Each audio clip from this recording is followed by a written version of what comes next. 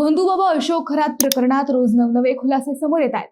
खरातने अनेक महिलांचे लैंगिक शोषण केल्याचे, जादूटोणा केल्याचे, अवैध पद्धतीने संपत्ती कमवल्याचे तपासात समोर आले आहे।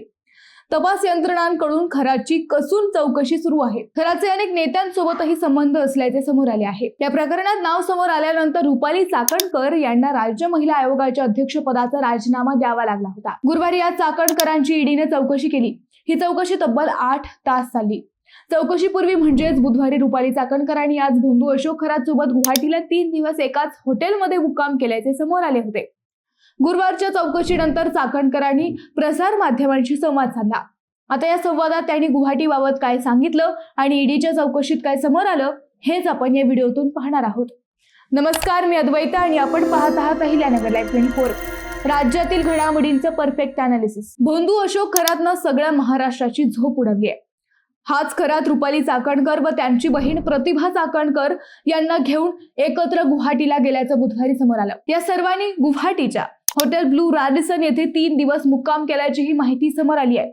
28 ऑगस्ट 2021 ते 30 ऑगस्ट 2021 असे तब्बल 3 दिवस हे तिघेही रॅडिसन ब्लू या हॉटेलमध्ये वास्तव्यास होते। या काळात त्यांनी कामाख्या देवीचे दर्शन घेऊन पूजा अर्चा केल्याची शक्यता वर्तवली जात आहे। गुवाहाटीतील कामाख्या व इतर मंदिरे हे काळे जादू व इतर अघोरी पूजेसाठी प्रसिद्ध आहेत। ब्रह्मपुत्रा नदीच्या मध्यभागी असलेल्या एका बेटावर शिवाचे मंदिरही आहे। येथेही विशेष पूजा अर्चा केल्या जातात। चाकणकर या आपल्या कुटुंबासोबत अशोक खरातला घेऊन गुवाहाटीला गेल्या होत्या का, हा प्रश्नच या निमित्ताने पुढे आलाय। दरम्यान गुरुवारी ईडीने चाकणकरांची तब्बल 8 तास चौकशी केली। त्यानंतर त्यांनी प्रसार माध्यमांशी संवाद साधला।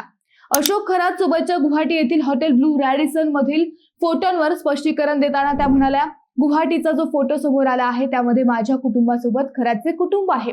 आम्ही त्यांच्यासोबत प्रवास केलेला नाही। दर्शनासाठी आम्ही पुण्यातून स्वतंत्रपणे गेलो होतो।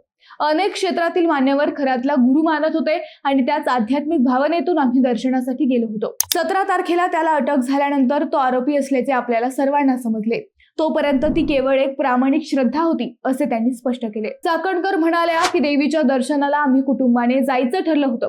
त्यावेळी आम्ही सगळे जसे खरातला गुरु मानतात तसे आम्हीही मानत होतो। देवीच्या दर्शनासाठी गुरुही बरोबर असतील तर किती छान असेल असा आम्ही विचार केला। वास्तविक आम्ही देवीच्या दर्शनाला पुण्याहून स्वतंत्रपणे गेलो होतो। गुवाहाटीला खरात त्यांचे कुटुंब व इतर शिष्यांसोबत होते। तेथे एकत्र तो फोटो काढला गेला। खरातचा पुढचा प्रवास त्याच्या लोकांसोबत होता। खरात त्यावेळी अनेक लोकांसोबत त्याच्या कुटुंबियांसोबत तिथे आला होता। आपण अनेक ठिकाणी देवाच्या दर्शनाला जातो। गुवाहाटीतही आमचा तोच आध्यात्मिक भाव होता। अनेक क्षेत्रातील लोक त्याचे दर्शन घ्यायचे, त्याला गुरु मानायचे, तीच आमची भावना होती। त्यावर आम्ही प्रामाणिक श्रद्धा ठेवली होती असे चाकणकर यांनी सांगितले। गेल्या अनेक वर्षांपासून गुवाहाटी चांगलीच चर्चेत आली आहे।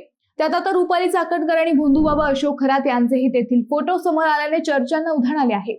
गुवाहाटीला राजकारणी लोक कशाला जातात हे गुगलवर सर्च केल्यावर लगेच कळतं। राजकीय बंडखोरी, गुप्त बैठका, सत्तांतरांच्या हालचालींसाठी गुवाहाटी प्रसिद्ध आहे। महाराष्ट्रातील राजकीय पेच प्रसंगांच्या वेळी विशेषतः 2022 मध्येही शिवसेनेच्या बंडखोर आमदारांनी सुरक्षित ठिकाणी ठेवण्यासाठी गुवाहाटीच्या हॉटेल्सचा वापर करण्यात आला होता, ज्यामुळे हे शहर चर्चेत आलं होतं। याच गुवाहाटीला 2021 मध्ये रुपाली चाकणकर व भोंदू खरात पूजेसाठी 3 दिवस असल्याच्या चर्चा रंगल्या। मित्रांनो, रुपाली चाकणकर यांचं उत्तर तुम्हाला पटतंय का? हे कुटुंब गुवाहाटीला कशाला गेलेत असे तुम्हाला वाटते? तुमचं उत्तर आम्हाला कमेंट करून नक्की कळवा। शिवाय व्हिडिओ आवडला असेल तर चॅनलला सबस्क्राईब करून व्हिडिओला लाईक करायला विसरू नका। पुन्हा भेटू नव्या विषयावर, तोपर्यंत धन्यवाद।